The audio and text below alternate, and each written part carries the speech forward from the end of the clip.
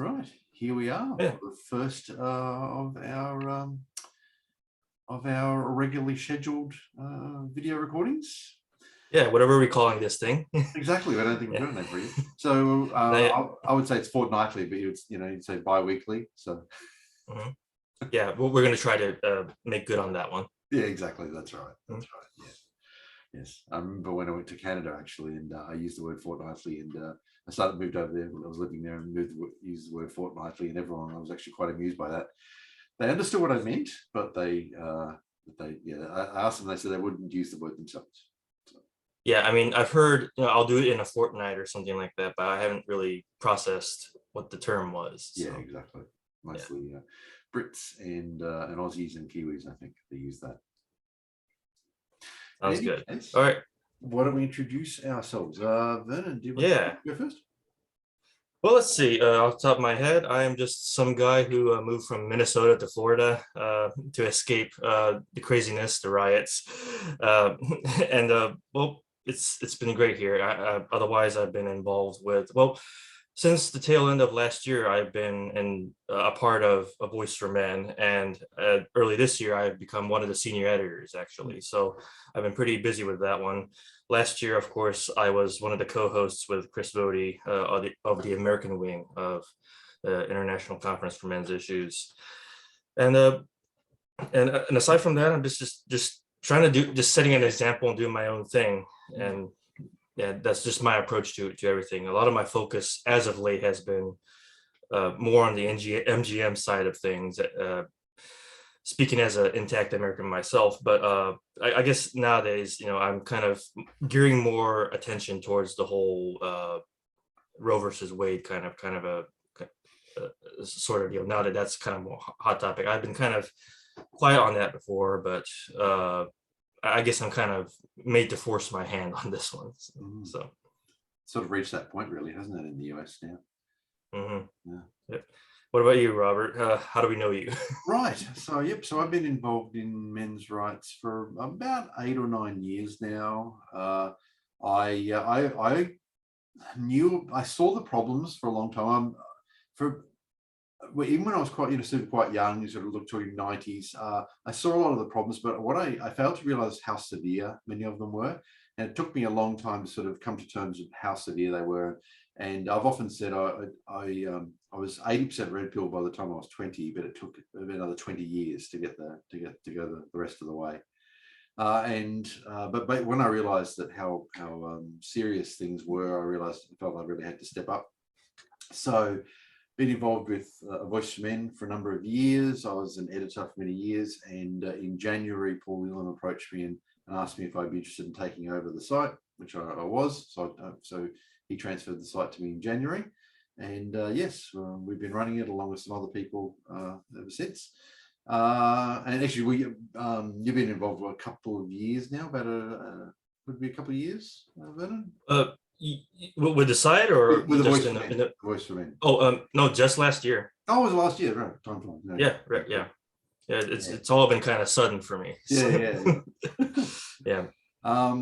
Anyway, so I was also involved with the International Conference for Men's Issues on the Australian leg, it was fantastic. That was ICMI 21. Absolutely fantastic experience. Yes, and I was also involved in ICMI 20, which was also an online conference.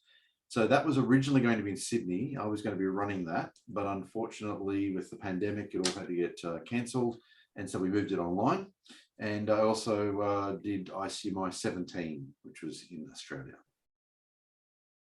Right. I was part of the the year 21 also, but not in a really official capacity. I just contributed something to that one. That's right. Yeah.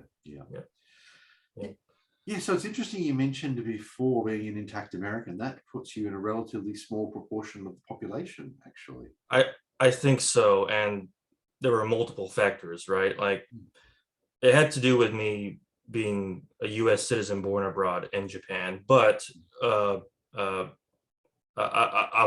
was said that my dad didn't believe in it. Mm-hmm. So those were at least two two factors that allowed me to be spared. Right. Right. Yeah. So your dad's American, Yes. right? So that would put him in a fairly small proportion of the population too, actually being someone who doesn't believe in it. I think it's pretty prevalent in the US. I believe so. I'm trying to figure out what the demographics of them are. Is it more like a northern or southern thing, or does it really matter? That kind of thing. Yeah. Yeah, it's I think it's worse. That's something I'm interested in kind of studying more. That's interesting, actually. The data should be available. So I've actually looked at the data for Australia, and notably, Australia is quite a homogenous society relative to the US. Mm, We have 6 sure. states, number of territories, but people move around a lot more. So there's a tendency for there to be less cultural distinction. And despite that, there's actually a fairly considerable variation in the proportion of boys who are circumcised in Australia. And it sort of goes, I think, between somewhere. The national average is about 10% now, but the state average varies quite considerably. I think one state was as high as 18%. It was quite a long while ago. I looked at it, but even here in Australia, it varies quite a bit, which I found to be quite interesting. So I wouldn't be at all surprised, actually, if there was considerable variation in the US. Now we talk a lot about how United States is kind of big on this whole thing, but we rarely talk about other countries here. So I guess so this still sounds like one too many for me, in Australia, of course. Yeah, absolutely. But yeah. So what is it, more religion based, or is it more just available services? Because I know that it's more close to like how is the healthcare system in Australia anyway? Is it more like a national health system or? Right. So Okay. our system could actually be described as a hybrid system. So as I mentioned before, I've lived in Canada, so I've been able to compare to Canada. In Canada, you basically can't, except for a few selected services that were kind of grandfathered in, you can't pay for healthcare. So there's a provincial-based system, and that's what you go through, and you basically that's your only option. In Australia, in contrast, there's a national health system, so the government pays for primary health care in most cases.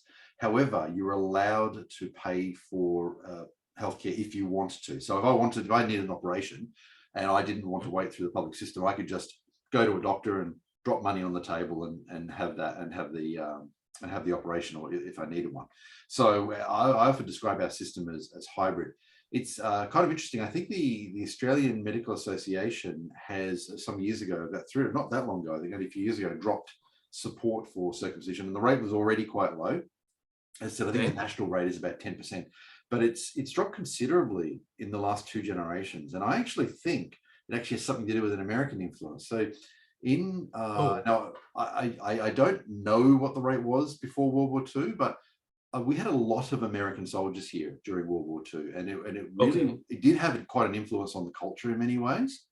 And my suspicion, I haven't confirmed this, but my suspicion is that circumcision rates actually spiked after World War II. Because of the American exposure. The American exposure, exactly, and then have been declining ever since. So that's kind of my feeling. There is a sort of a latent, of course, we talk about intactivism, which is the movement to abolish MGM alongside FGM, and almost all MRAs are also intactivists. I would say that Australian culture has a bit of a latent thread of intactivism, actually. There's quite a fairly high proportion of the population that are quite passionate about it, actually. It is unfortunately still legal here. And when there isn't enough political will yet to make it illegal, but there are a lot of people who find it highly objectionable. And certainly I think if people here were talking about circumcising boys, and I've seen this myself actually, there'll often be somebody who'll speak up and say, no, actually, I think you should not do that, and here's why. So, which is something that's missing, I think, in the US. At least that's my sense.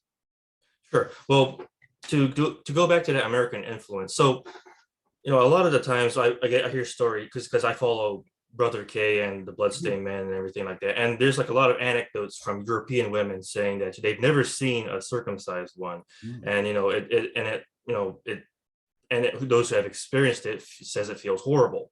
So why were the Australians talked into it at that time? So at the time, I suspect that there was so in Australia at the time, Australia was feeling very threatened. I mean, there was a war with Japan. Australia was, in a sense, on the front line. Many Australians of my grandparents' generation will quite openly say the Americans saved us. America put sort of something like 1 million troops or something in Australia. Now, what would happen was American and Australian troops would be fighting in the islands north of Australia and in the Pacific. The Americans basically treated Australia like the R&R location. So as they cycled their troops out of combat, they would bring them back to Australia. It was a relatively similar society. It was stable and so forth. So it was a good place for them to have some rest.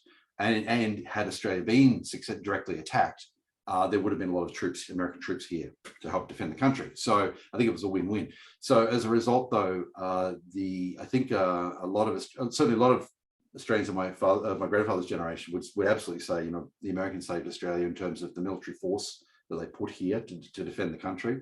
And so there was a lot of positive feeling towards Americans in that generation. Yeah, they were very thankful for the help that the US provided Australia in the war. And of course, it was reciprocal, the benefit of the US's military aims as well, but it's absolutely made Australia a much more difficult target.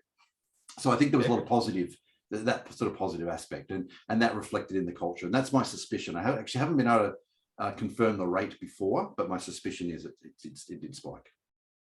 Absolutely. So I guess it's just the American influence for the sake of being the American influence that probably added to it. Because one hypothesis I have is that, in general, America being the big exception here, I guess cultures in general, like, don't think about it, but are too open to the idea because, if somebody tries to convince them, well, this is what you should do, they might end up doing it, sadly. There's no hard, backlash that we're seeing after the damage is done. So in a way, I think other countries are more vulnerable to this idea. And look what's happening in Africa and some Southeast Asian countries, I believe. And recently I've seen South Korea having a bit of a high rate, I think, if I got my source right. And there's that American influence potentially again, actually. Yeah. American troops stationed there for 70 years now or something along those lines. Mm-hmm. Yep. Right. Yeah, it's a good point you bring up in Africa. And you mentioned Brother K before too. As for those who don't know, Brother K is an American gentleman now in his 70s. He and his wife have been campaigning against male genital mutilation for decades. Very, very prominent figure in the movement. And of course, he actually started the Bloodstained Men. Right. There's a lot of insightful material, like, they expose like like what we consider horrendous social media posts that basically belittle and mock their own children, the before and after phenomenon. That's yeah. I've told people this, and I told Europeans this, and they're absolutely shocked that this sort of thing would happen. But it's like an everyday thing. I've had people who I used to know that did this back in the past. So that was rather distasteful even then. And what else? And the consequences, the deaths that can potentially occur, and they do occur. All that information is on their Facebook page and everything. So that's right, and the damage that's done. But I have to say though, even if so, there was no damage or anything like that, which we know there is, but even if there was no damage, there were no deaths, for me, it's still a bodily autonomy issue, and it's not okay on that basis. If an individual chooses to be circumcised, a man chooses to be circumcised, he can do that as an adult. He can make that decision himself. But babies, the choice is being taken away from these individuals simply because they're babies and they can't object and they can't stop it being done to them. Exactly. And I have to kind of go on a bit of a tangent here because we're speaking about body autonomy now. Now, we of course got this whole uproar about Roe versus Wade, and everybody's screeching about body autonomy but I consider it to be a hypocrisy on what I see is both sides of the American pro-choice and pro-life sides when it comes to this. So the pro-choice sides will say, my body, my choice, whatever, but of course they're probably likely to be circumcisers, and those who arrange to have their own children do that. But of course, on the pro-life side, they'll go about the sanctity of the unborn, which I'm, more anti-abortion nowadays, but still, I have to point out this hypocrisy. They're willing to put their sons on the chopping block and literally risk death, and they often admit it sometimes. And they'll often argue it's a parent's choice, but of course, parents have the right to make decisions relating to the medical care of their children because the children cannot yet consent or in many cases understand the choice that needs Right. to be made. But that's a medical matter, and Yeah. even informed proponents of MGM will admit that circumcision isn't actually a medical requirement. So therefore, that Exactly. shouldn't apply. Yeah. And now too many are duped and think it's like the healthier, cleaner thing to do, but that's what they are. They've been duped. Yes, exactly. But there's no specific medical requirement. Even I've even talked to informed individuals who are advocates of MGM, and even they have admitted to me that it isn't a specific medical requirement. You're right that they do. They say, oh, it's cleaner, reduces HIV. There's various claims that are made. UTIs, reduction in urinary tract infections is one example that's often given.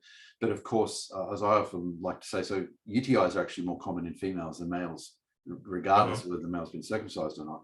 And I would say in the case of females, UTIs are treated with antibiotics, but apparently in the case of males, they're treated with preventative surgery for some reason.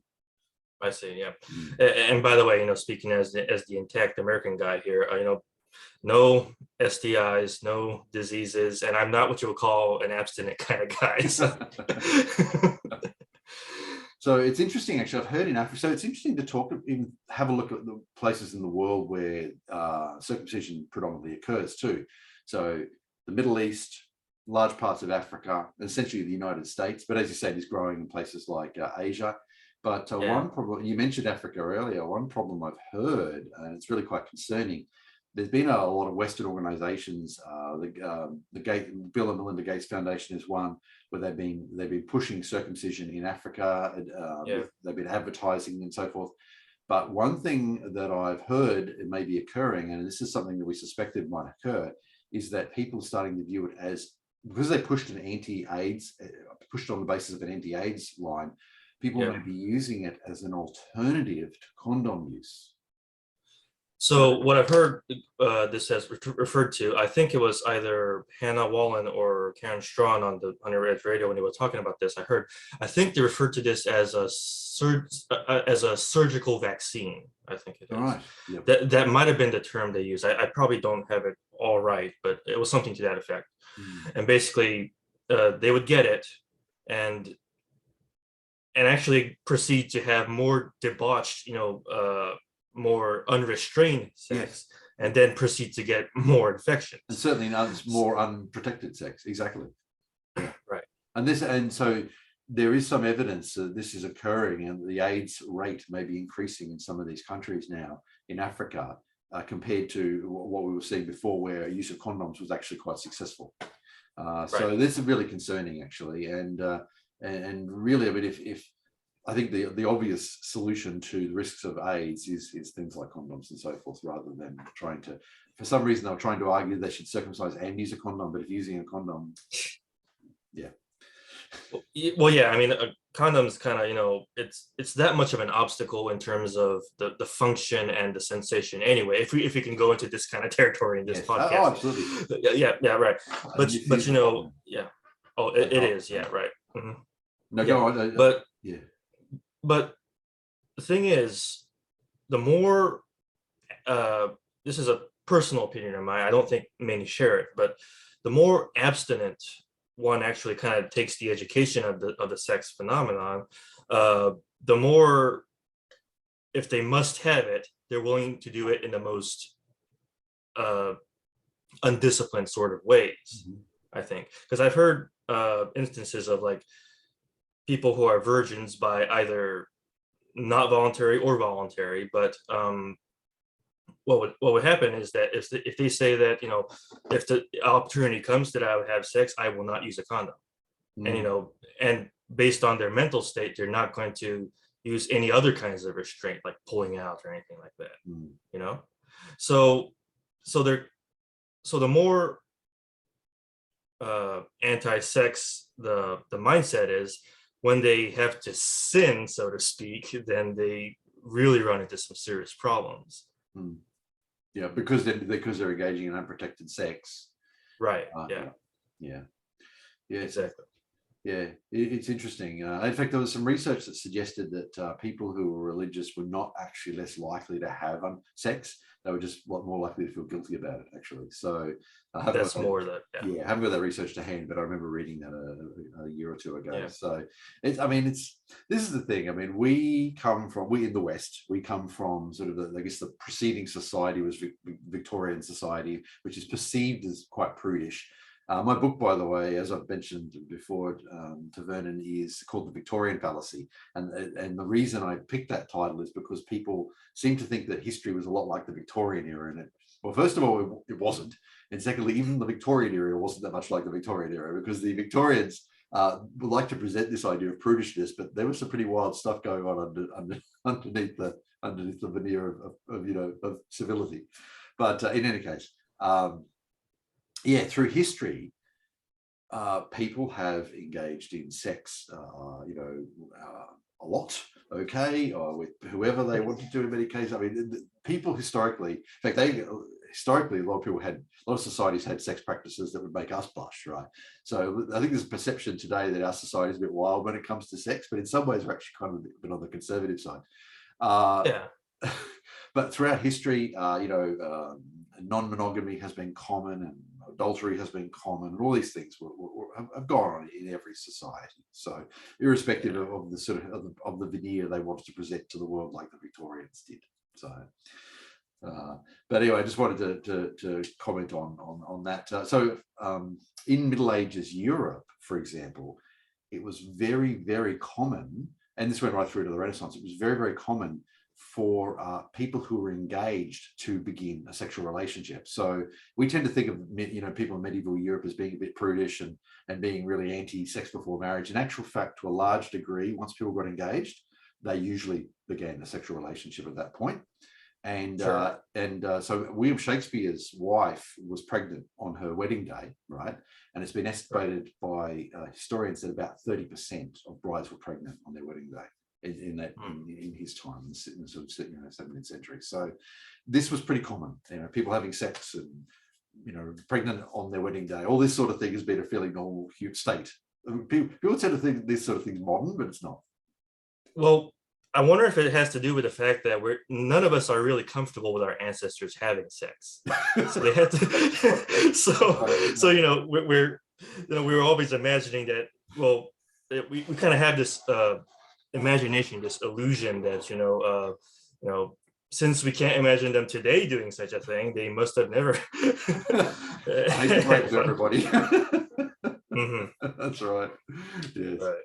In fact, I like to one of my points I like to make in relation to essentially the drive for sex that is and how it's and how what a drive there is to have children and so forth to a large degree.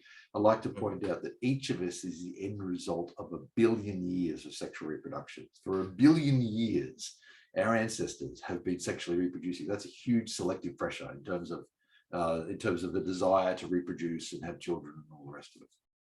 Right, it's easy to take for granted. Yeah. And this is especially considering that creating children isn't the forefront in our mind as we engage in these sort of activities. We just want that kind of, ever since humanity's kind of entered into this existential phase about contemplating their own meaning and being aware of their own existence and becoming the sentient beings that we are. It's more about that sort of metaphysical catharsis, I suppose. I think that's been the more primary driving force of sexual activity, rather than I must reproduce. Yeah, we don't think of it in those terms, but yeah, at some level it's happening. But yes, we don't consciously think of it in those terms. Exactly. Yeah, it's more deeper. It's more. That's right. It's an underlying drive, but doesn't necessarily rise to the surface consciousness that much. Exactly. Yeah. Exactly. Yes.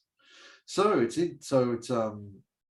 it's good we've been able to talk about MGM there, which is an important point or an important issue that we're looking at in men's rights. I was talking to some activists a couple of years ago, and they were expressing a surprise that it was such an active area for us. And I showed them some videos from ICMI 16 and ICMI 17, and each speaker in the conferences has a banner right next to them. And right at the top, as I pointed out, for 16 and 17, the very first issue was male genital mutilation. So, and I think they were quite impressed and surprised by that, actually, to see that it was. And over the years, I said, I think there's been a move closer between the intactivists and men's rights, actually, where there's. I'd like to think so. Like the intactivists seem to come from many, if not all, walks of life. They do.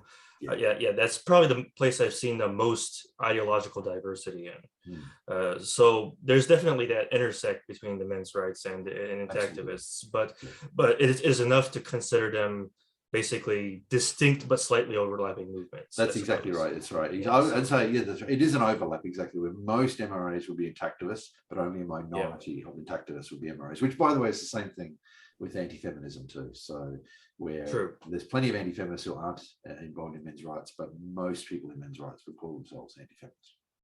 And that's the big thing that people need to realize, that, you know, just because somebody is anti-feminist doesn't mean they care about men. No, exactly right. Right. There's a lot of traditionalists who are very vehemently anti-feminist, but yes, they'll be the same ones who would draft men and send the men off to die in war while the women stayed home, perfectly safe. Exactly. And circumcise them. Yes, and circumcise. You know, that's exactly right. It's I mean, living in the United States, I just see these hypocrisies, you know, like glaring, and it feels like you don't have a home sometimes because you have to kind of be one or the other to be sure. It's very particular to America. I don't know how it is elsewhere. And you mentioned Europe, how the rate is quite, and that's what I've heard a lot too. I've visited Europe. I've been to UK and Germany and France briefly, but I've never spent any substantial amount of time there. But talked to a lot of Europeans online, and that's the impression I get too, that it's quite rare, except for, say, there's a couple of immigrant communities who have got sort of who have that tradition, but for the most part, otherwise, it's relatively rare. And it does show too how rarely these days it's necessary, because that's another argument we hear. It was necessary as a medical treatment for phimosis, for example. For those who don't know, phimosis is a condition where the foreskin can't retract properly. It's actually relatively common. It's a very high proportion of young boys have some sort of phimosis, which I believe is not considered a problem below a certain age. It's generally only considered to be a diagnosable condition once a boy gets to about sort of 13, 14, 15, somewhere around there. That sounds about right, Yeah. So where the foreskin doesn't retract, if the foreskin doesn't retract beyond a certain point, it can cause some problems. But what they found is that treatments of what they actually call stretching exercise, which, believe it or not, is stretching the foreskin over the glands, penis, and some topical creams where they have the hormonal creams, I think, which assist. And one study found, I think 6 weeks was about the average time the vast majority of the boys were able to correct the problem within about 6 weeks, which is if you think about it, 6 weeks of sort of, stretching exercises and some applying some cream is nothing compared to the severity of going through a circumcision operation. Also too, there's a couple of procedures now that are available that in the past maybe they had to do a circumcision. Now they've actually got a couple of new procedures which they can use instead of a circumcision, and therefore this is if the stretching exercises have failed. One's called the dorsal slit, where they do a cut in the foreskin and basically make it easier to retract, and that's an alternative to and far less damaging than a circumcision. This almost kind of blows out of the water that whole circumcision where medically necessary. Almost it's like this is, even that is a bit of a scam. It's like, because I've heard of a lot of situations in which it was prematurely retracted, therefore supposedly necessitating the removal of and such. Right. So even that I'm worried to say, I don't. I almost question the supposed medical necessities in any case, especially since we have these better, less invasive procedures, as you mentioned. And that's a good point you mentioned about the forced retraction. So, and this is a point the intactivists have been really great at basically driving and getting people to understand. attempting to retract the foreskin of a boy before it's ready can damage the foreskin, and then doctors have come along and said, well, now we'll circumcise as a result of the damaged foreskin. So, and the problem was caused by people doing something with the foreskin that it wasn't supposed to do at that age. So, yeah, the intactivists have been really good at encouraging parents to leave the foreskin alone when they're infants. So, Absolutely. and of course, then I don't know, Vernon, if we've ever talked about this, but it's been mentioned a few times on ABFM and so forth. I've mentioned in a couple of interviews. Foreskins are not destroyed as medical waste. Infant foreskins are not destroyed as medical waste. Some are used in medical research, but a high proportion of them go to the cosmetic industry. That's what I'm seeing as well. And I think just straight off the top of my head,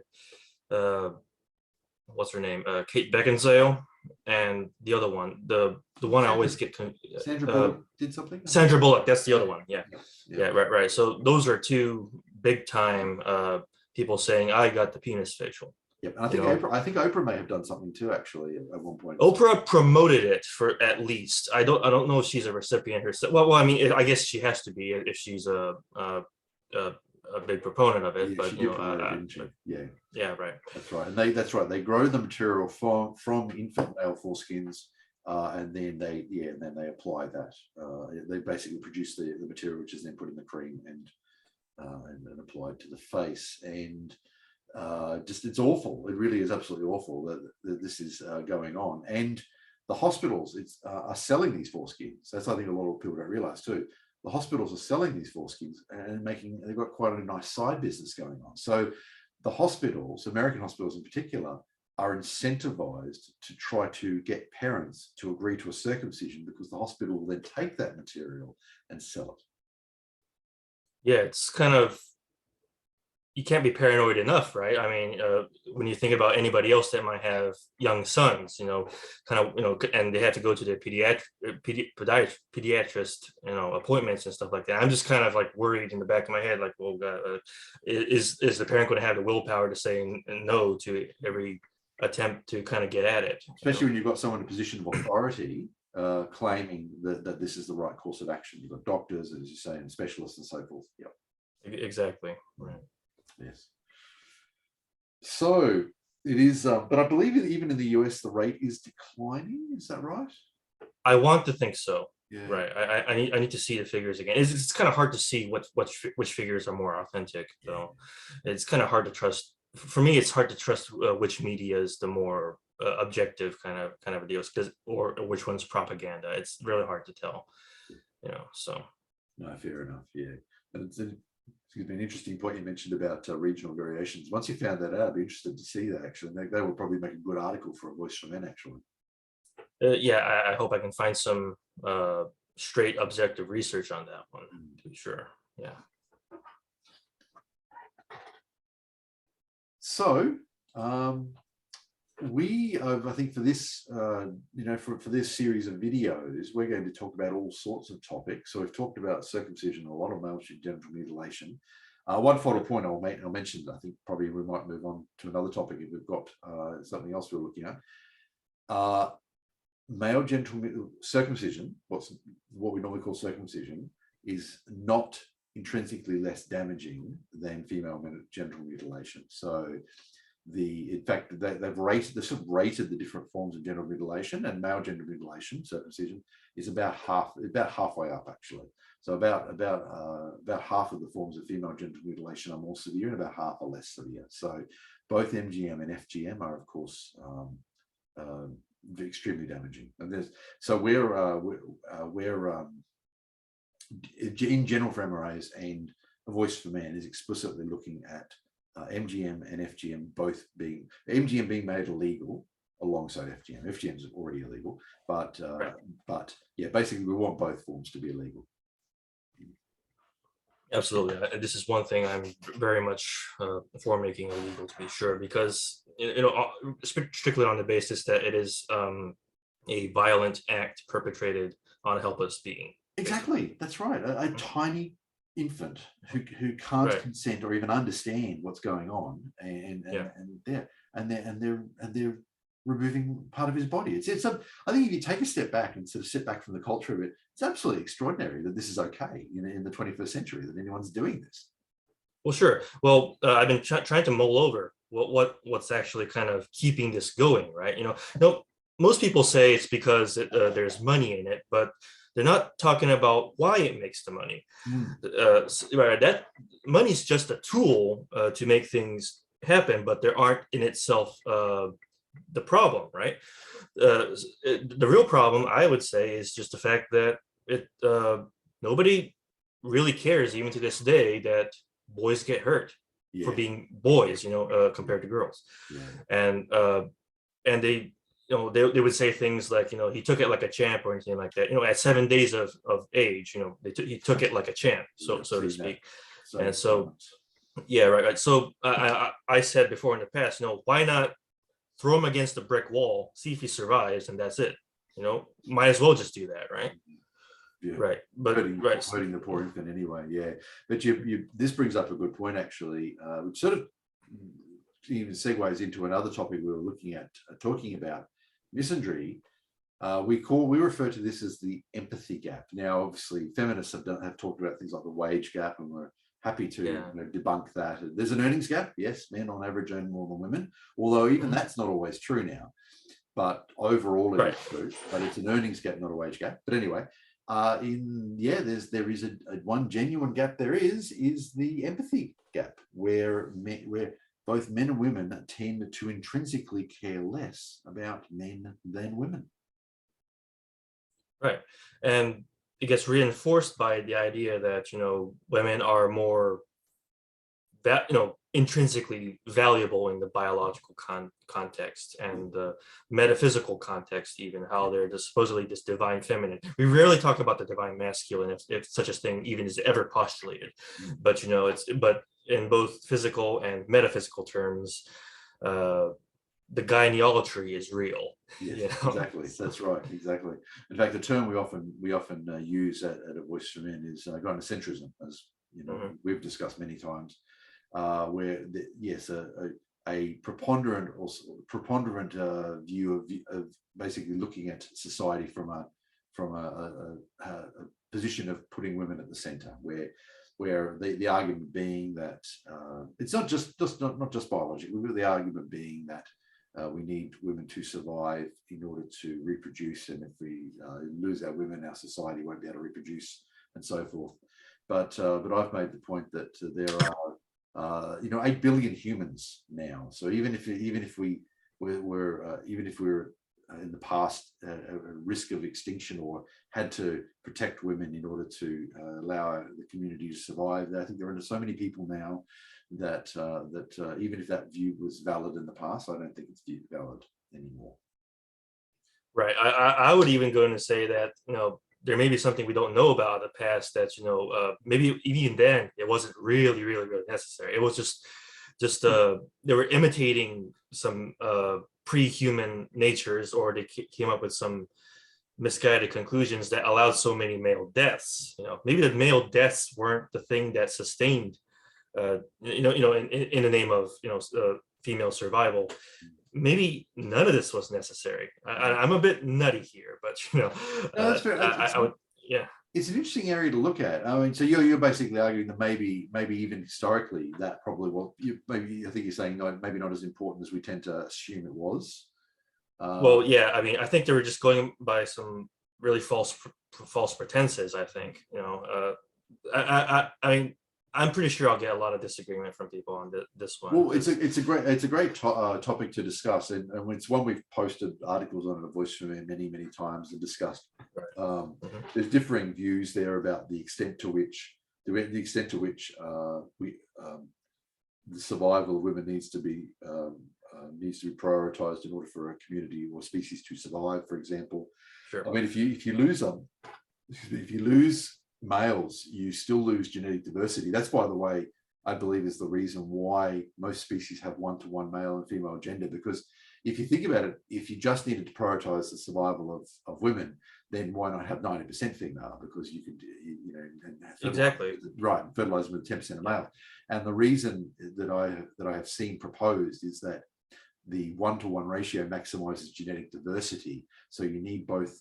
Yes, in a mammal species where women have a womb, they are the bottleneck of reproduction, but you still need a large number of males in order to be able to keep that genetic diversity going. And yeah, and speaking of diversity, I kind of really want to call out these people who say that you only need, one man to inseminate like a bunch of women in a tribe or something like that. Well, how incestuous an argument is that? I mean, we're making, a tribe full of half brothers and half sisters. Yeah, the next generation are all going to be related to one another. Exactly. That's yeah. Right. So there's an interesting study that came out, maybe 20 years ago now, that claimed that 80%, historically, 80% of women reproduced and only 40% of men did. Now, after that, another study came out saying that was wrong, and then another study came out saying that was wrong, and the original one was right. And this has been bouncing backwards and forwards. And we've even had, in some of the men's rights groups I've been in, there've even been some pretty heated discussions on this particular topic about exactly how accurate it is. And I must admit, I've kind of taken a wait and see attitude with this, and I'm sort of sitting back and seeing what the research comes up with. Mm-hmm. But it's an interesting argument as to what proportion of men managed to reproduce versus what proportion of women did. Were polygamous relationships relatively common in the past? People, anthropologists have looked at this too, about polygamous relationships and how likely they were to occur and so forth. I've heard a few argue that they weren't actually that they're relatively rare, even in societies that allow them. Most men don't have multiple wives. Well, that's the sort of thing that I kind of always boil down to what I would call the economics of one's own time, right? Because when we're speaking about things like polygamy and stuff, and how historically that's the kind of thing that was going on or something like that. Well, who has the resources to maintain such a polygamous relationship, especially if it's like one-to-many? If it's a one-to-many relationship, like many-to-many, I can kind of understand how it could be more nuanced, but I'm thinking about applying the context in the modern day, and it's got to be so expensive to do. Yes. Yes. It's like, why would you even want to? Yes.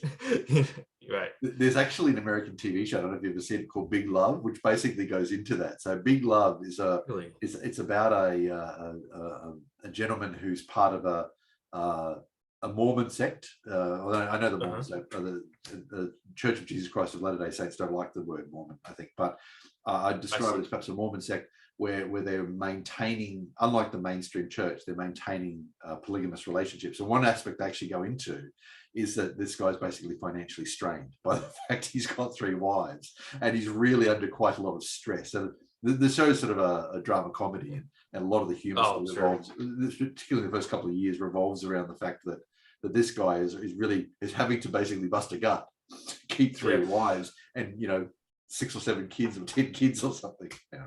Right. Well, if everybody, men and women, were more of a modernized, financially independent kind of state, maybe this sort of could, I would even entertain the idea that it might work, but we're not anywhere close to that right now because women like to think they're more on the independent side of things, but there's so much assistance in terms of finances and taxes that kind of go into them that it's almost to the point that men are the ones that practically exclusively pay all the taxes in a society, right? And where is it going to, right? So I like to point out that most of the people who are claiming they're independent are only independent within the context of an industrialized society.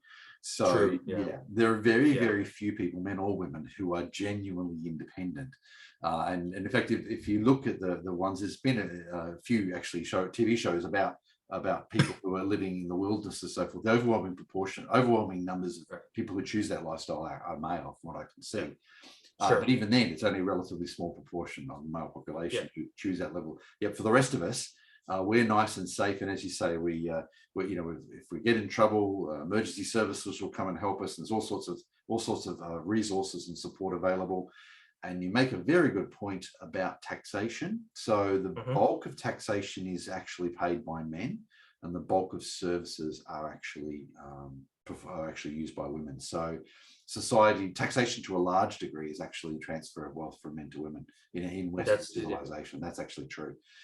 So you could argue there, and I'm sure people have argued that there are perhaps legitimate reasons why that is the case and so forth, but that is the reality that we have in society, which I think a lot of men wouldn't have a problem with that, actually, except for the fact that our society is so misandric and attacks men.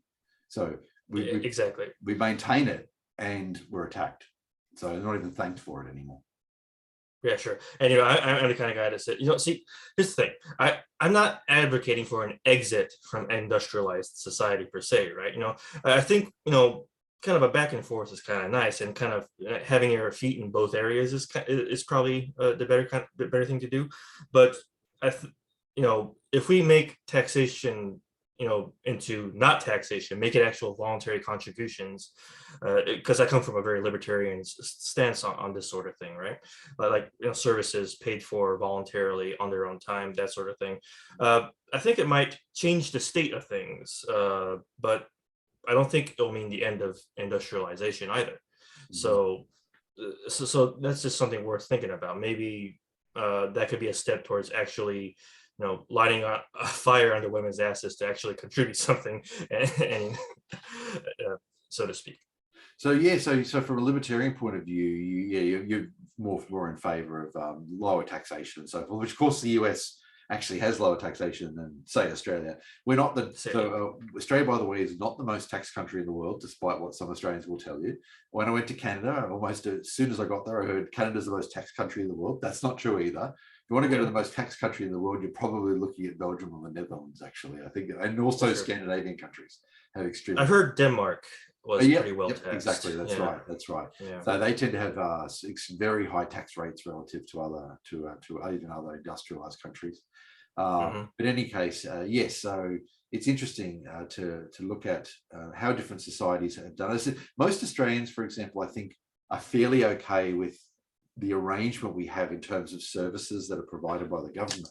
But as I said, it really comes down to the fact that an increasing number of people, not just men, are objecting to the society being so misandric and attacking men. Yep. Here the men are working 40, 50 years, contributing significantly to the system, and the bulk of taxation through the system, and then the system is actually attacking them, or in the case of the family courts, they're funding the system, which is essentially destroying their lives. Yeah, funding into the system that's sabotaging the very benefactors, so to speak. Exactly. By the way, there is hard data on this. We have this on A Voice for Men. There's a study that was released in New Zealand which looked at taxation, and what they found in New Zealand was, and this should be fairly applicable to other countries, men were essentially revenue neutral, where the amount of money that men were putting into the system was about roughly, over their lives, was roughly the amount that they were taking out. The women were being paid about 150,000 New Zealand dollars more each than they were putting into the system over their life, which sounds to me like the only reason the New Zealand system was staying afloat was essentially economic growth. That the system was getting, the economy was growing. Otherwise, they probably couldn't be able to afford those sort of numbers. But I think it's fairly typical of others, at least of Western countries. Yeah, I mean, we talk about the problems of socialism, but we're not talking about how gendered socialism actually is. It seems. That's right. So exactly. Yeah. And as I think a lot of men would, historically at least, were okay with this arrangement. It came with respect. But the respect is gone now. But we still have the obligation on the men, and of course the fact that it's been the resources then being turned against them in many cases, but they're still paying, and now the system attacks them. So yeah, well, what are we going to do about that? Yeah, well, exactly. So I argue that MGTOW. So for anyone who doesn't know, MGTOW is men going their own way. In some ways, it's an allied movement to men's rights. I describe it as basically MGTOW. So there are lots of different groups who will recognize the problems, and I describe it as MGTOW essentially disengaging. MRAs are saying, let's try to fix this problem. There are various other groups as well who are there are PUAs, pickup artists, who also to a large degree actually agree with, like, recognize the problems. And they basically decided to just have as much sex as possible while Rome burns is pretty much their solution to or non-solution to the problem. So the MRAs are trying to fix it. MGTOW are disengaging, but I've argued that MGTOW is an economic weapon, that if enough men disengage, it will ultimately deprive the system of the tax base that is itself being used to attack men.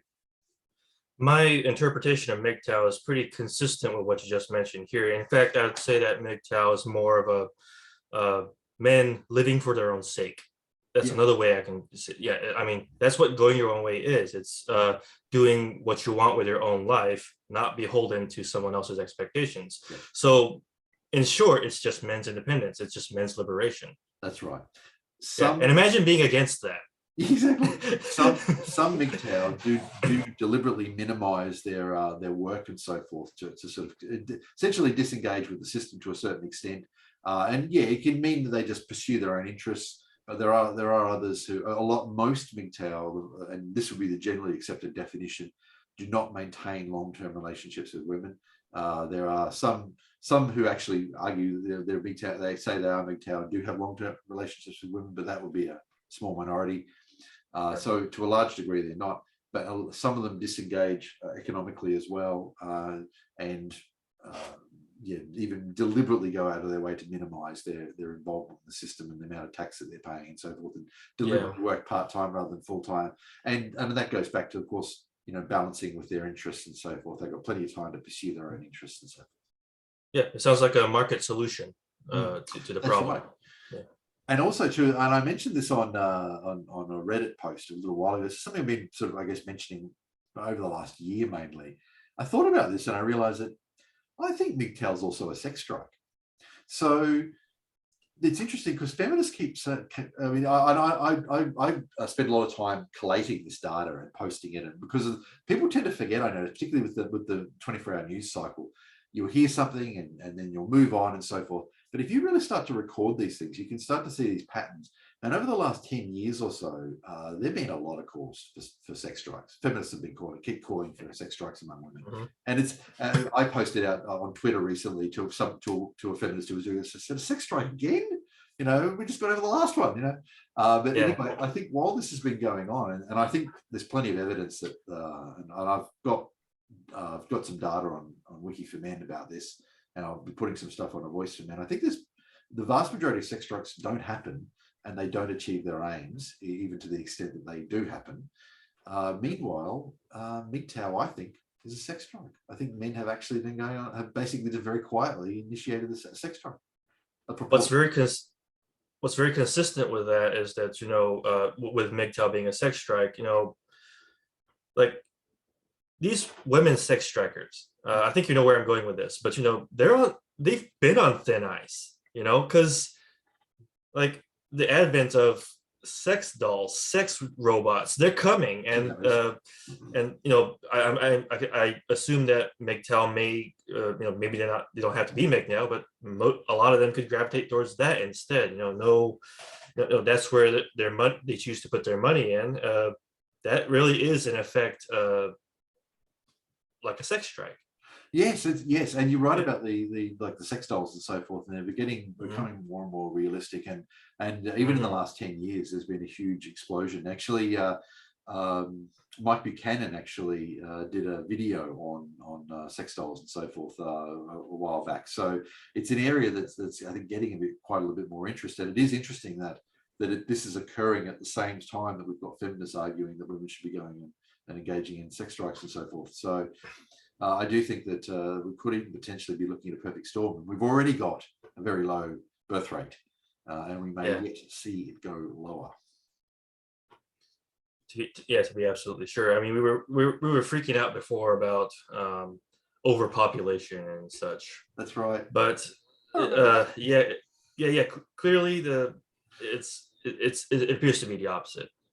Absolutely. In fact, I think probably even a lot of people listening may not be aware, because it's happened so quickly, that even 5-10 years ago, the concern was, that the world's population might top out at something like 11 billion. It might be static at that point, or it might continue to rise slightly. And particularly over the last 10 years, there's this sort of growing body of evidence to suggest, in actual fact, we might be looking at at a population crash. And I think it's even in the last 5 years, increasingly looking like that's likely, that sometime in the 21st century, the world's population could decline. Because even the developing world, historically, the developed world, in the last few decades at least, the developed world had a relatively low birth rate and got sub-breed reproduction. But the developing world still had a high birth rate. But at the present time, everywhere pretty much outside Africa, the birth rate is now dropping significantly. And we could see in large parts of the developing world, the developing world, also have their population decline. That would see the whole world's population decline. Yeah, it's simply not a net positive to actually get engaged in this sort of thing. It's like, many people I've seen like more traditionalist types say that, oh, pornography is to blame, or nobody's having sex to reproduce or something like that. But I don't think I think that's short-sighted. I think because those are more alternatives to the problem. I think, which is, yeah, right. I mean, yeah, gynocentrism causes population decline. Yeah.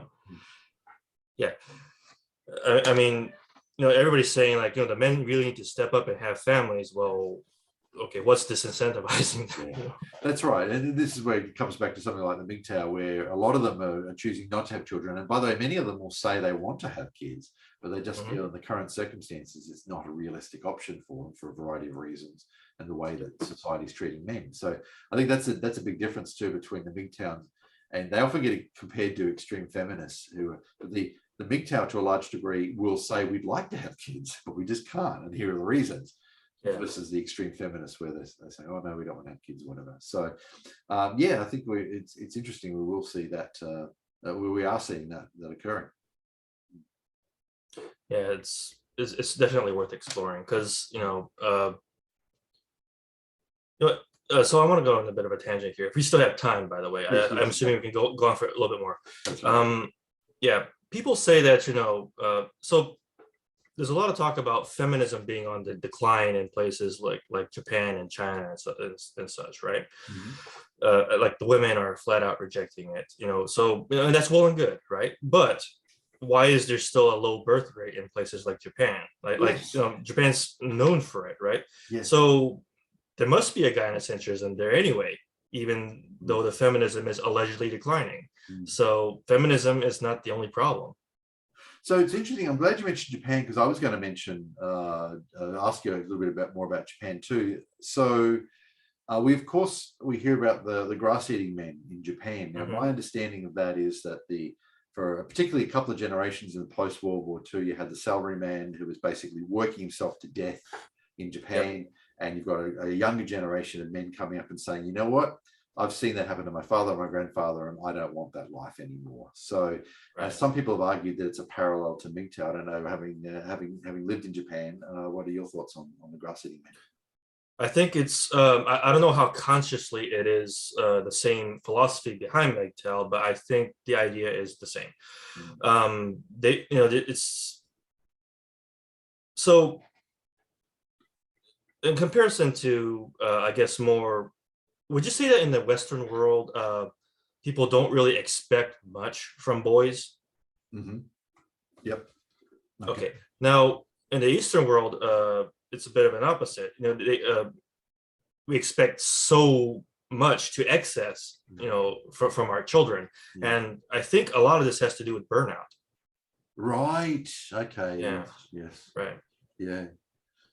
Right, because I've heard of people who are able to actually make a decent living just stuck in their homes and doing some kind of web work and stuff like that. Yeah. And so, aside from getting some food, they don't step out of their rooms really. Yeah. And most of them are quite all right with that. It's like socialization and engaging with women it becomes a net negative for these kind of people. Well, in fact, there is a phenomenon in Japan where, and I think it is predominantly but not exclusively male, where there are young guys who essentially don't leave their rooms at all. Isn't that right? And they're called the hikikomori, kind of like hold up sort of.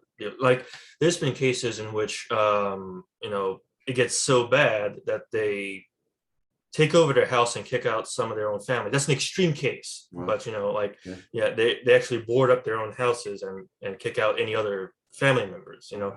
and of course, this doesn't happen out of nowhere, right? I mean, a lot of these cases are from fatherless homes or something like that, where the father is kind of absent, and the mother just wonders what the hell's the problem here. So, Yeah. but in other cases, you know, they're expected to perform from a young age. They barely see friends and just be children. Instead they're going off to cramp school and stuff like that. I've had many friends that went to cramp schools. I couldn't hang out with them. Wow. But they're expected to perform highly. It's such a big culture surrounding that, and that kind of thing's has been bleeding into South Korea as well, by the way. I'm not as much of a knowledgeable person on South Korea. I'm speaking more in terms of my Japanese experience here. But yeah, and if they don't get their big choice of college sometimes, or they just fail in other areas, they crash. Right. They emotionally crash, and all this has been for nothing, kind of deal. Yeah. And then that's the point where they start to hole up in their room, is it? And then or they stay in the house and refuse to go out. Yeah. Wow. Mm-hmm. And there's Yeah, some evidence that we're seeing it in other countries. I've just recently heard some reports that this may be starting to appear in other countries. So I do think everyone else should be looking at the Japanese experience and looking to see what the Japanese are trying to do about it, and maybe even learning from them. So because we may yet see more of this occurring. But a really good point about that. There's certainly from my experience, having grown up in Australia, and a lot of people from East Asia, for example, moved here. For example, when Hong Kong was looking at being handed over to China, there was a huge influx of people from Hong Kong, and so I knew a lot of people from East Asia, and there really was that pressure to perform in a lot of East Asian cultures in terms of school and so forth. Often the kids who would come from Hong Kong in particular would be the top 3 or 4 in the class, and they were up studying 3-4 hours a night, and we weren't, and this sort of, this is an early high school and so forth. And I do see that there does seem to be a phenomenon that is across East Asian cultures to a large degree, and it does put enormous pressure on the children. And I think that's sad. I suppose as for Western culture, there is much more of a view of being a child, spending your child, being a child, having the childhood and having the balance and so forth. But it is a shame that occurs, and that the pressure that puts on the poor children, and that so you're basically suggesting that that's then why we're now seeing this phenomenon appear. I think it's a big part.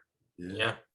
Like, people wonder why this happens, but they aren't really to face some hard facts. Yeah. It's really worrying, and I said that I just recently, last year or two, I've heard of some reports that this may be appearing in other countries. So I think we should all be taking a great interest in what's going on in Japan and how they're dealing with it, actually. Oh yeah, absolutely. So, and I think getting back to population too. So Japan's population, has it started to decline, or is it still growing? I don't know if you know offhand. That's something I need to kind of do more studies on. But the common trope about Japan is that it's always declining, and there's less and less children all the time. I think it's been a long time coming, but it's just steady and down. Like, if it's a spike, I guess I'll find out. But because I'm assuming it'll be big news. The population declines. There's a delay, like the birth rate drops, and then later on the population declines. So it's interesting. I did look at Japan a little while ago, and I thought it either was close or maybe had started to decline, but I'm not 100%.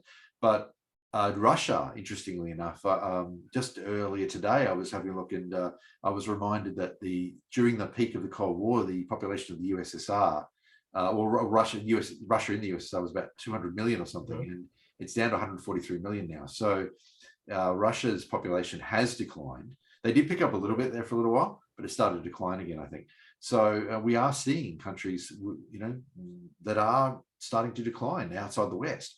And of course, the West props up its population with immigration to a large degree, or we'd already, Australia would have a declining population now if we didn't have the massive immigration we've got. Same with Canada. The US lasted a bit longer, but I think the US birth rate is now dropping to the point where, if it wasn't for immigration, the population would start to decline.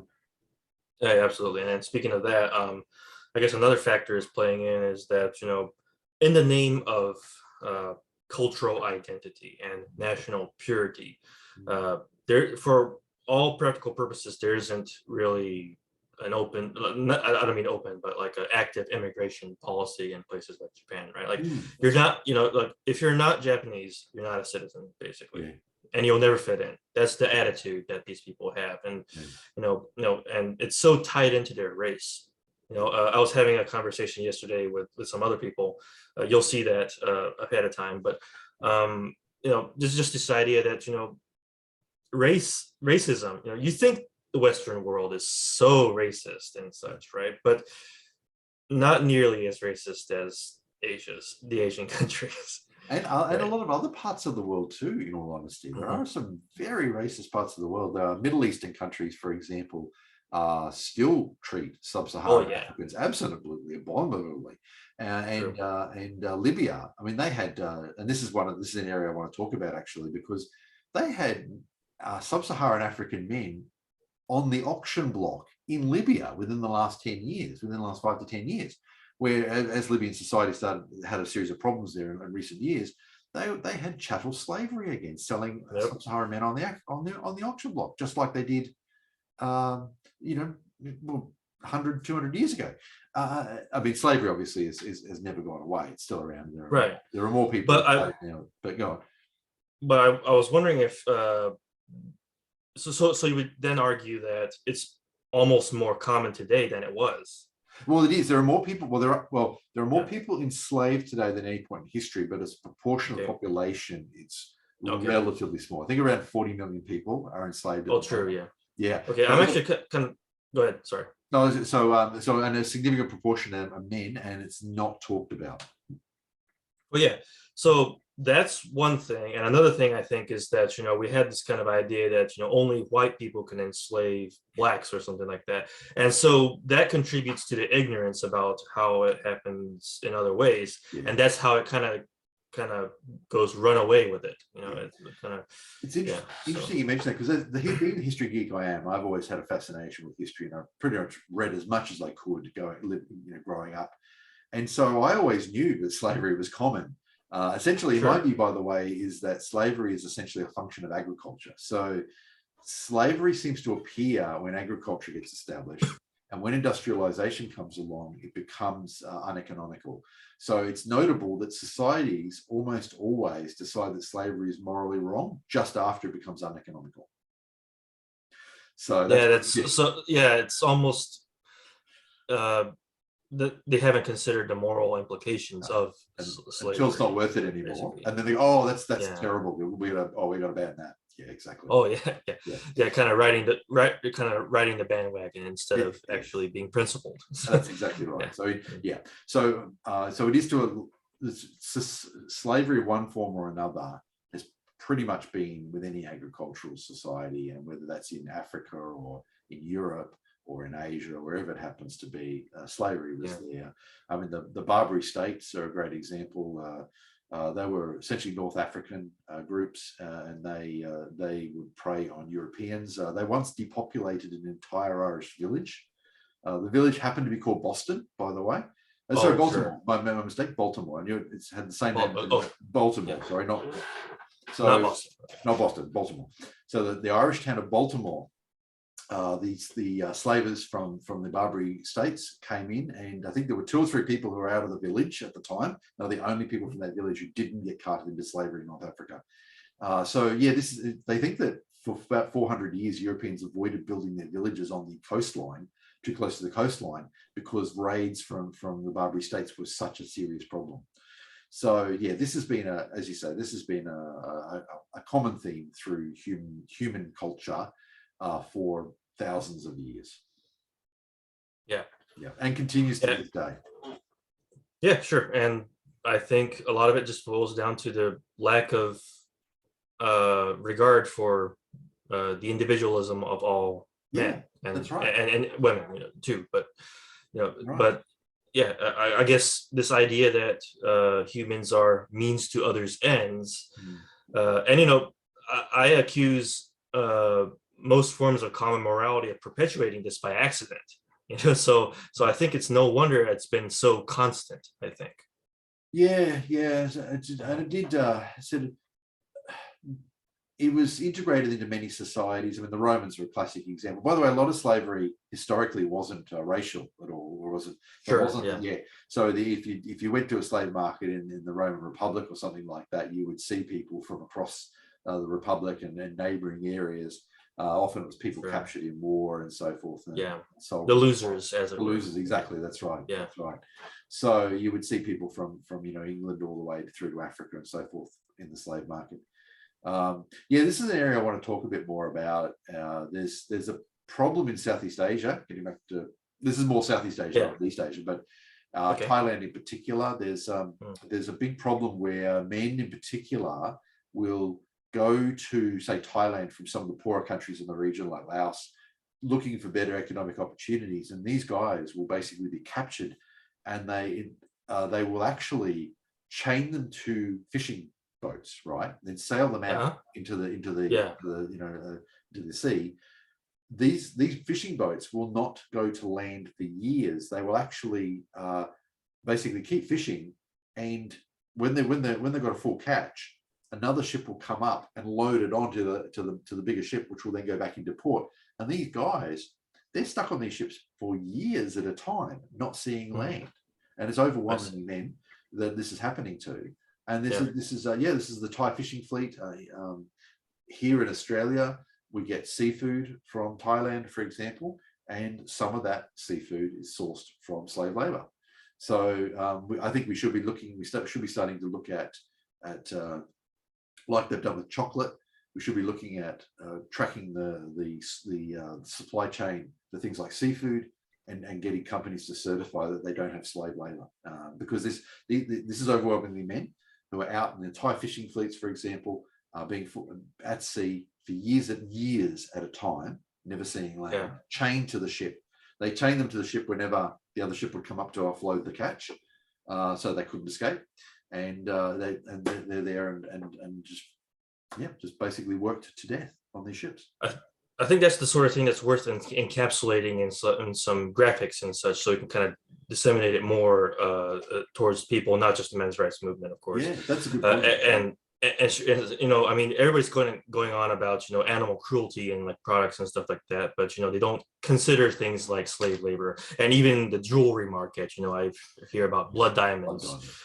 Yeah, for sure. Yeah. And even I don't know how to kind of, trace it back. So for someone like me, this will be good education, to know which ones to avoid, that kind of thing. Yeah. And so for those who don't know, of course, the term blood diamonds refers to the fact that the diamond trade is notorious for exploitative behavior. So, I mean, we can make diamonds in labs now, of course. The diamond industry has gone to a great extent to encourage people to buy real diamonds that are dug up from the ground, not ones that are made in labs. But I have to say, if a diamond's been made in a lab, then I know nobody was murdered to get it to me. So maybe a diamond made in a lab is better, actually. Versus, I know. The diamond industry claims to have cleaned up their act a lot, but I'm still pretty suspicious about what's going on, particularly in places like it's hard to take them at the word, isn't it? Yeah, that's right. And the same thing for, I think there's some components on our smartphone technologies that are likewise, traced to these kind of things, and things like components for electric cars even, sure. We're not calling this sort of thing a men's issue, even though it is the men who are basically kind of targeted for this sort of thing in droves, right? So this leads me to think that, men are, in gynocentric society, men are not seen as a group. They're seen as a generic, in which a woman is a more enhanced version that deserves special attention if something bad were to happen to them. So males then become this blank slate almost. Yeah, well, feminists often point out that we live in a society where there's a default male. They'll often point out, for example, they'll give an example of Pac-Man. and then the female version has the bow to indicate it's female, so the Yep. default was male. Okay. Yes. But in actual fact, they seem tending to assume that puts men in the superior position. I don't think that's true at all. Oh, no. Yeah, that default position is often a very, as you say, generic position, and the special version is the female version. Historically, many societies viewed women as morally superior to men. European societies certainly did, go right through the Middle Ages. Essentially, women were considered to be the more moral version of men, and that certainly even comes through to the present time. And I think personally, I think that's a fairly questionable claim. I think there's probably not such a great difference as some people claim, but that is something many societies have claimed over the years. Yeah. And even in cartoons and stuff like that, there's like this cartoon animal with no clothes on, but a female counterpart will be at least given a dress, Yes. So she has at least that privilege of being clothed. Yeah, that's right. I do think that the default male is not beneficial or advantageous to males. The feminists I tend to argue that it's intrinsically advantageous. To give us an example of patriarchy, actually, but I don't think the default male position, I don't think is at all beneficial to men to a large degree. Yeah. Special version. And you know what this reminds me of? The whole gripe about surnames. Like feminists go on about how I'm not going to take my husband's name if I were to marry or something like that. But here's the problem. If a woman takes a man's surname, it's more closer not to her losing her identity, so to speak, by her name, but rather appropriating the man's identity, and then his property and his genetics and his labor. So that's why I think being Mrs. Male name is more of a position of privilege than the other way around. Yeah, it's interesting. Yes, I hadn't thought of that actually. Yeah, and plus, like what are these feminists gonna do? Like, take on their own dad's name, and if not, then what are you gonna take his grandfather's name? Unless you can trace your matrilineal heritage like all the way down, it's pointless. And that's a great term you just mentioned there, matrilineality. So that's something I encourage everyone to look up if they don't know what it means. If a society inherits titles and inherits wealth through the male line, it is said to be patrilineal. If it inherits society through titles and wealth through the female line, it is said to be matrilineal. There are plenty of patrilineal and plenty of matrilineal societies. Our society happens to be patrilineal, which is why the names are inherited from men. Ancient Egyptian society was matrilineal. So I've often heard, and you often hear people say, this society was matriarchal, that society was matriarchal. When they say that, they almost always mean something like matrilineal. There's a few other cases, a few other terms too, but I find that a lot of people misuse the term matriarchy in that regard, and they really meant a matrilineal society. I think they're right in the sort of 3,000-year history of Egypt, of pharaonic Egypt. There were only about 3 female pharaohs, I think. So it obviously wasn't a matriarchy, but it was a matrilineal society. Yeah. And so that's one funny side effect of that, actually, of course, is Pharaoh was the husband of the woman who sort of was at the end of that line, right? Okay. And so many men would marry their own sisters in order to get control. So their father had been Pharaoh, and his oldest daughter, her husband, would be the next Pharaoh.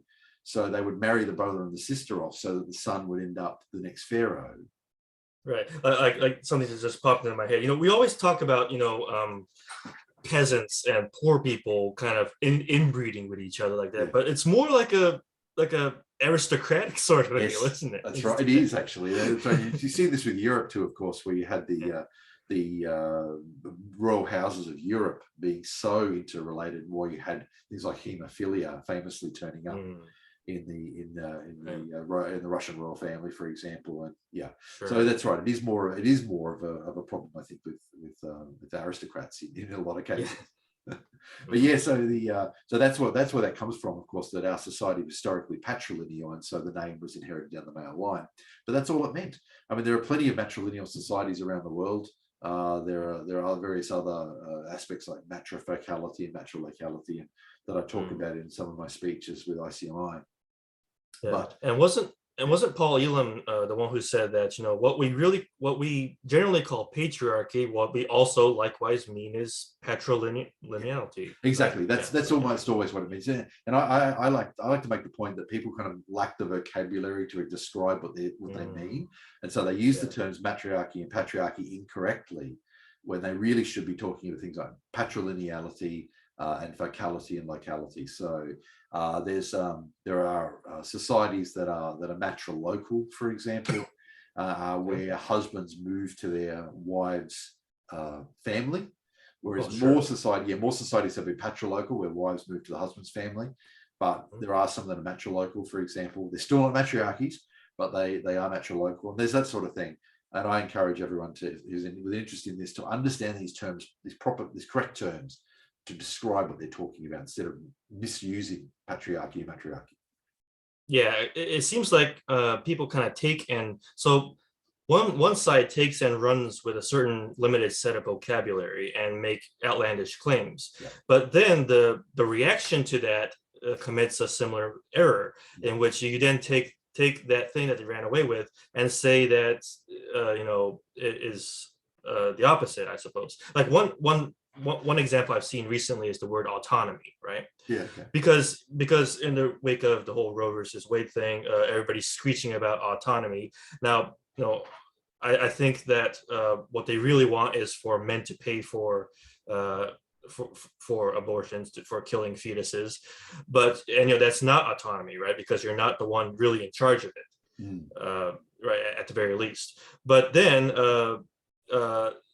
some traditionalists, some of the anti-abortion people who I agree with them about the whole anti-abortion thing, but they would proceed to go on and say that autonomy is not actually a good thing, committing that same error of the misuse of the term. Both so one is autonomy. Right. Yeah. Yes. Right. Like I've seen those on the right actually speaking against the idea of autonomy, which that's not right either. So that's a good point. Both, yeah. In fact, regarding terms like matriarchy and patriarchy, I've seen people on both sides. You made a really good point. I've seen people on both sides of this argument misuse the term. So I've seen plenty of people on the men's rights side who have misunderstood these terms, and that's why over the last few years I've made it my mission to sort of spread information on these terms to get people to understand the terminology and be able to describe it a little better. But yes, there's plenty of people even within broader anti-feminism who don't understand the terminology. Yeah. I mean, I realize that some people kind of jokingly say that they're the patriarchy or something like that, but sometimes that line kind of gets blurred. Maybe it's kind of hard to tell sometimes whether they actually mean it or not. That's right. I don't do that joke at all. So I know I don't bother with it. No. I prefer to say no. Actually, to stick to the line pointing out no. In actual fact, so my position is that there are essentially no true patriarchies or matriarchies historically. I think that all societies, you have focality, locality, and lineality as three different important areas, and societies have had those in various combinations. Yes. And you've had societies like the Meigs in China, an interesting example. Feminists have liked to hold them up as an example of a matriarchy. Now I believe they are matrilineal, matrilocal, and matrifocal. Okay. Mm-hmm. But still not a matriarchy, because I've researched them and they had kings historically. So obviously they weren't a matriarchy because they had kings. Sure. So, but they've apparently in recent years even played this up a bit. And this is something we've seen a few times over the last few decades. They are playing it up for tourism. We should never forget this effect of tourism. They are now apparently playing this up as having been a matriarchy because it's drawing tourists. So I'm sorry, I'm drawing tourists where again? To the Meigs community in China. Meigs community. Yeah, okay, sure. So the area where they live in China is attracting tourism because this idea has been spreading, and they're now playing it up. And there are a few examples of this actually, where you see society sort of start to play up some aspect of their culture a little bit more because it's drawing in tourists. Salem witch trials comes to mind.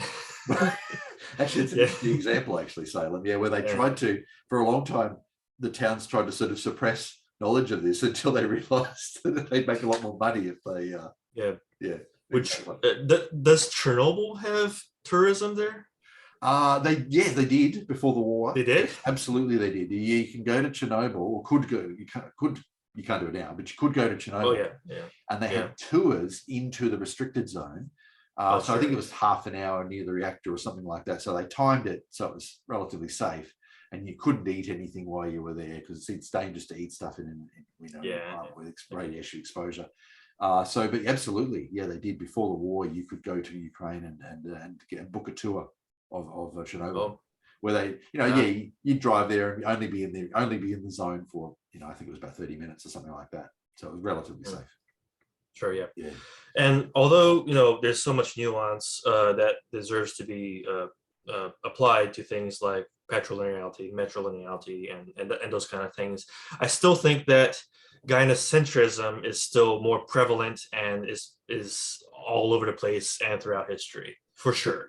Yeah, it's interesting. Peter Wright argues that in Western culture it appeared in the Middle Ages. There are others who have argued that it's essentially intrinsic to some form. I probably sit somewhere in the middle. I think it's probably partially innate, but we've promoted it culturally a lot.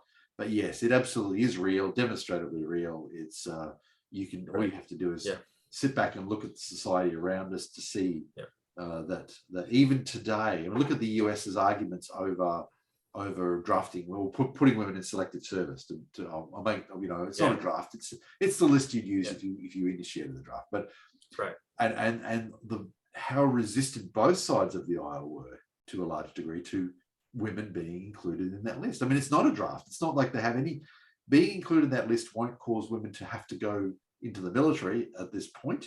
It's just a list, right, and it still caused an enormous sure, argument of going over decades. yeah.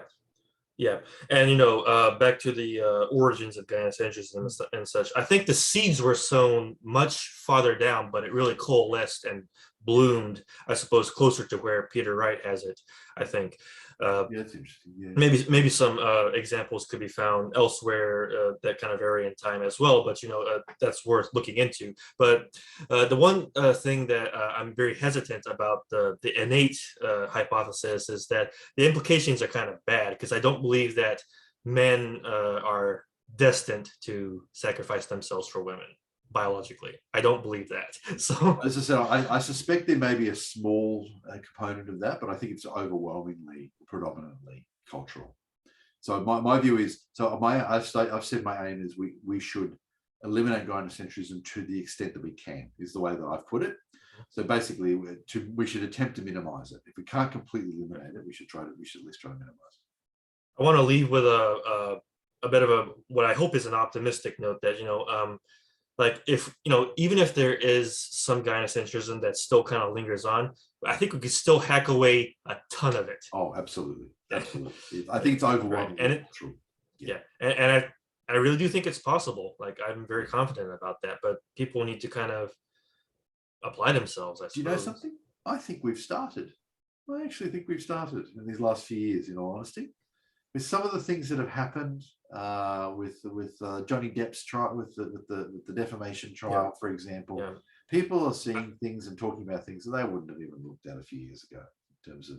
I'm still surprised at the verdict, though. Like, I'm glad, but I'm still kind of in bemusement that so many people actually do take Depp's side, and he deserves the support, and I'm glad he's gotten the verdict he got and everything. But like, this seems like a fantasy. Like how is this possible in this gynocentric society? A lot of people were very pessimistic about it. A lot of people we know were very pessimistic about it. Yeah, it did probably come as something of a surprise, but I think it is to a certain extent. I think it's a sign of change. Even talking about these issues, the fact he's famous, obviously, has caused people to look at it when they wouldn't have otherwise looked at it. We know there are so many cases like this occurring that nobody cared about, but because he was already well regarded, it caused them to look to sit up and take notice. And well, this is even after the smear campaign. everybody, it just seemed to me like everybody was already against him. Yeah. You know? Yeah. So No, it's interesting. So I think we are seeing. I think we're actually turning a corner in the last, even the last 2-3 years. I just a sense of change in society, yeah, Western society. but we must not rest on our laurels, so to speak. I think there's more work to be done. Like this isn't like We double our yeah, efforts. yeah. Let's keep right. going. Yeah. That's right. Exactly. Keep the pressure up. Exactly. That's right. And we've got, I mean, of course, we've got a voice room. We've got Wiki for Men. There's lots of great information on there, and more will be added. And I think we can. The information is being disseminated through society. So I think we're starting to move in the right direction. I'm actually not naturally an optimist, but I sense a change in the last few years. That's good. I mean, I try to keep a positive outlook, but it's hard for me to be likewise optimistic as well. Given like the facts of the state of affairs and everything like that. But I try to live as if there's hope. And why don't next time? I think we didn't really get to talk much about misandry this time. Why don't we talk about misandry next time and some of the problems that men talk about, some of the problems that men see, and I think some people will be quite shocked at some of the things that have happened historically. Oh yeah. Yep. And what I mean, in the last few decades and so forth, some of the things that have occurred. But that'll be a great topic for next time. I think we'll do that. I'll make a mental note of it. So, great to talk to you, Vernon, and let's absolutely chat again in 2 weeks. Yeah, sure. Cool. I hope you guys enjoyed it. See ya. Bye.